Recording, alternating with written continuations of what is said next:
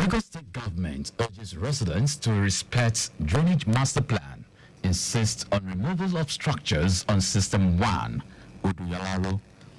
Serap sues NNPC over alleged missing oil revenues. On the point scene, tornadoes kills at least 5 people, injures 33 others in China's deadly floods. And in sport, Nigerian-British boxer Anthony Joshua confirms date for next fight, possible opponents. Next, now the details. I am John Omoaka.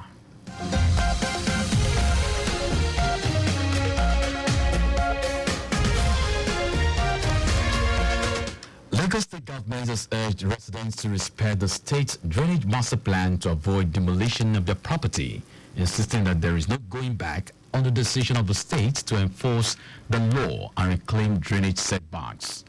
Commissioner for the Environment and Water Resources, Tokunbo Wahab, says the ongoing removal of all contravening structures under the System 1 drainage channel midstream, Oduyalaro, Ojota and Ogudu, will address major flooding issues on the mainland and its environs.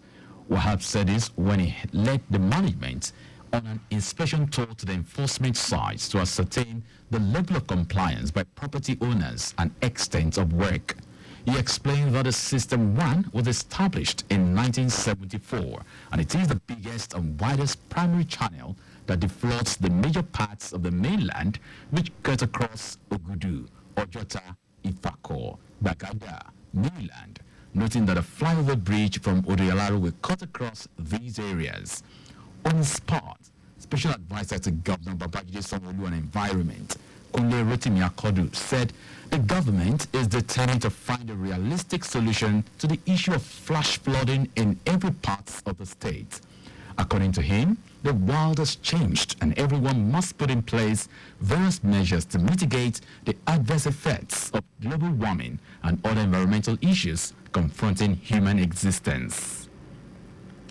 Special Advisor to Lagos State Governor Babajide Sanwo-Olu on Media and Publicity, Weya Akoshile, has urged Nigerians, particularly the youth, to embrace technology and use it positively for skill acquisition and entrepreneurship. He said the Babajide Sanwo-Olu administration is committed to empowering the youth, and the government in the last 5 years has empowered thousands of young Lagosians in different sectors. Akoshile gave the advice while speaking at the Empower Lagos Summit with the theme Mastering the Arts of Business Restructuring and Profitability at University of Lagos, UNILAG. Speaking on the efforts of Governor Babajide Sanwo-Olu's administration towards the youth in line with the Themes Plus development agenda, Akoshile said the state government has done a lot for the youth, especially in the area of entrepreneurship, skills acquisition, creative industry, technology, and innovation. In keeping with the commitment of establish the Kings and Queens Club in all schools across the state, the Lagos State Domestic and Sexual Violence Agency, DSVA, has trained school counselors and teachers drawn from Education District 3, who would serve as patrons and matrons of the agency. The Executive Secretary of DSVA, Titilola Vaivo Adeniyi, said the essence of the training was to prepare the participants as patrons and patronesses of the Kings and Queens Club in their schools. The training, which was for selected counselors and teachers from the selected government and private schools under Education District 3, comprising Etiosa, Ekpe, Ibejuleki, and Lagos Island, took place at the Conference Hall of Education District. During the course of the training, facilitators from the Lagos State Domestic and Sexual Violence Agency taught a series of topics such as gender-based violence, gender equality and parity, femininity, masculinity, sexual and reproductive rights and health, anger management and child's rights law, among others.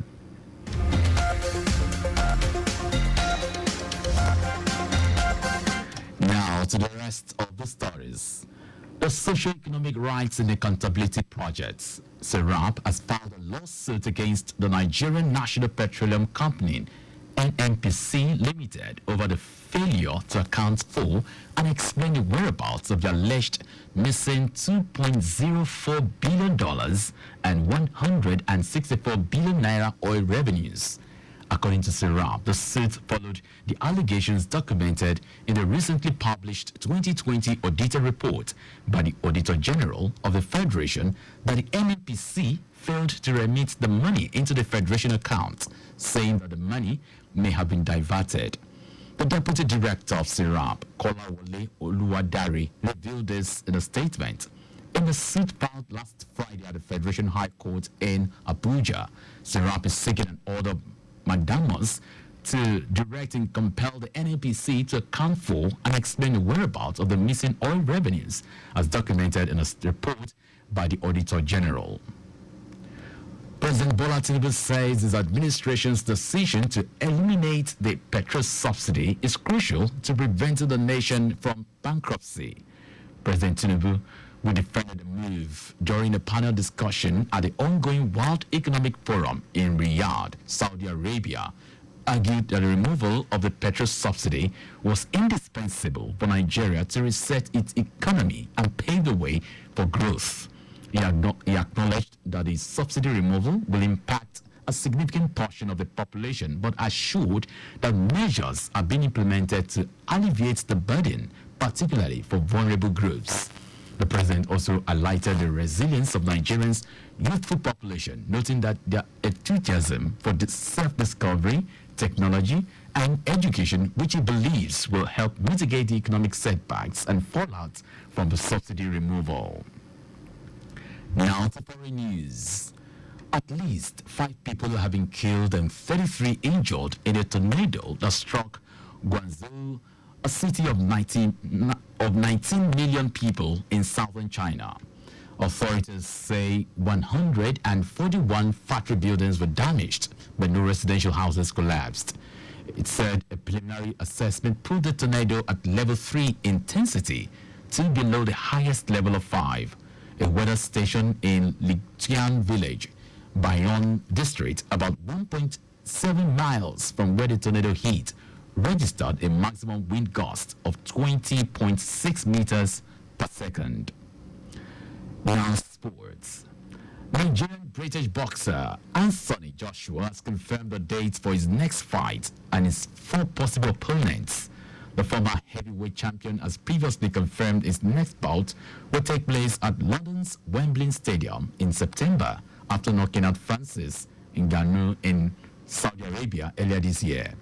Joshua says his next opponent will come from Frank Warren and Eddie Hearn, 5 versus 5 night on June 1, when Deontay Wilder takes on Zhilei Zhang, and Daniel Dubois faces Philip Ngoig in Riyadh, Saudi Arabia. And that's the news, but just before we go, spill thrills but kills. Please do not drive beyond specified speed limits. You can follow us and like all our various social media platforms. X, Traffic Radio 961. Instagram, Lagos Traffic Radio 961. Subscribe and watch our news and programs live on YouTube at Traffic Radio 961. You can also visit our website at trafficradio961.ng. Did you know that the Sanwo-Olu administration supplied 86,000 dual furniture sets to 775 public schools? You can get more details on the Lagos State Government website.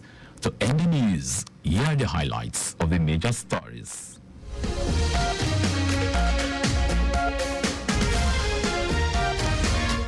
Lagos State Government has urged residents to respect the state drainage master plan to avoid demolition of their property, insisting that there is no going back on the decision of the state to enforce the law and reclaim drainage setbacks.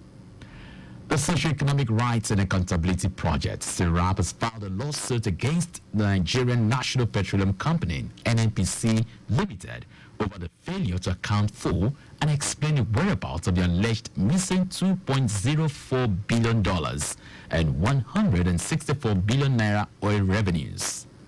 We also told you that at least 5 people have been killed and 33 injured in a tornado that struck Guangzhou, a city of 19 million people in southern China. And in sport, Nigerian-British boxer Anthony Joshua has confirmed the date for his next fight and has 4 possible opponents. For contact with the newsroom, send a message to info@trafficradio961.ng. That ends the news broadcast compiled by Adirayo Idu Olaiya. I am John Omoaka. Thank you very much for listening.